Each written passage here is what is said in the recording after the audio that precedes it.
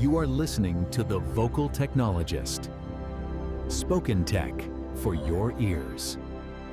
Welcome back, everyone. Today we're going to explore how AI is really weaving itself into everything from huge market moves down to your daily routine, and also some really important responsibilities that come with it. We want to get you those aha moments fast. So let's kick things off with some pretty big market news. Figma. They've gone public on the NYSE. Yeah, and what a comeback. Totally. After that Adobe deal fell apart last year, the shares were initially priced, what, $33? Uh-huh. And they just shot up between $101 and $112. Trading even got halted for a bit. Wow. Yeah. Pushed them to a $45 billion market cap. Just huge. It really is. And I think the big story behind the numbers here is how it validates that whole product-led growth idea. Explain that a bit.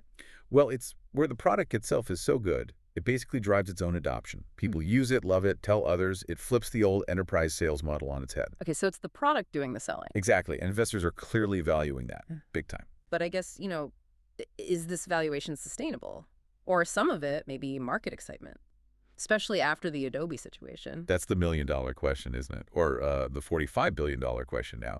There's real confidence, sure, but you always have to wonder about hype versus, fundamental shifts. It's definitely something to watch. Interesting point. Okay, speaking of shifts, let's look at AI closer to home. Google's AI stylist. Ah, yes. Getting into fashion and decor. Right. It's not just suggesting one shirt anymore. They announced this new feature. It suggests whole outfits. And even home decor ideas, finding similar stuff for you. They're really pushing that vision match tech. Yeah, using that advanced image analysis for full room designs now in the US. And that try it on tool, it's nationwide. You can upload your photo and see how clothes look on you. It's like having a personal stylist available 24/7, powered by AI. It really blurs the line between scrolling online and actually shopping. Makes sense. But, the real shift might be how it changes our own sense of style. Are we picking things, or is the AI kind of curating us?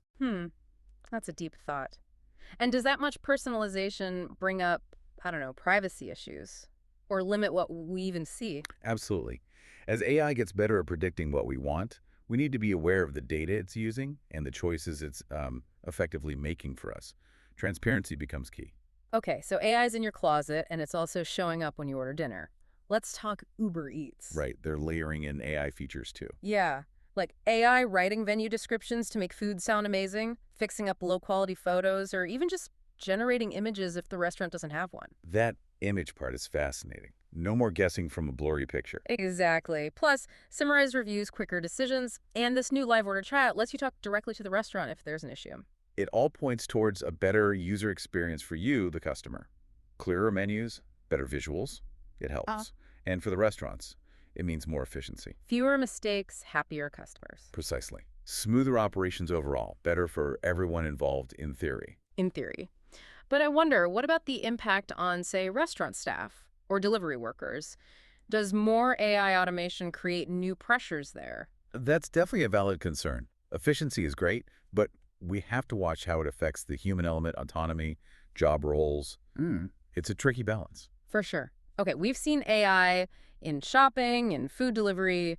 Let's pivot now to the tech behind the tech, the stuff driving all this. Like developer handoffs. Exactly. AI is getting really good at automating that process, transferring designs to developers. It can generate code snippets, reduce errors. Saving huge amounts of engineering time. Right. Some teams reported saving 75 days over just 6 months. That's massive. It is. And what's interesting here, stepping back a bit, is how it highlights the need for a really solid foundation, like in system design principles. The blueprints for building software, basically. Yeah.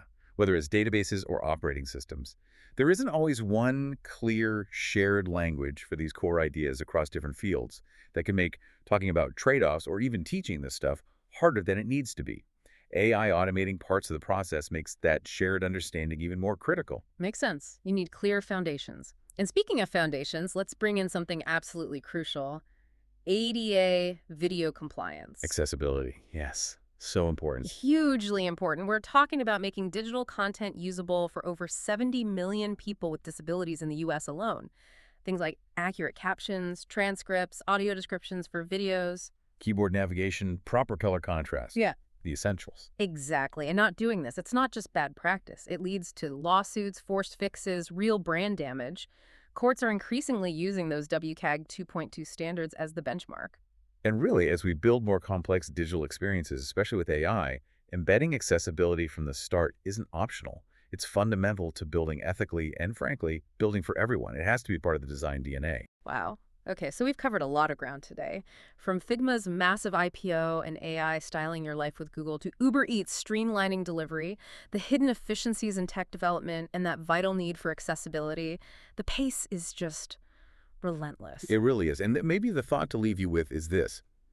As technology accelerates, reshaping our world and how we create it, how do we actively ensure all this progress stays aligned with clarity, with accessibility, and with a shared understanding of how it all works? How do we make sure we're truly building for everyone? Spoken Tech for your ears.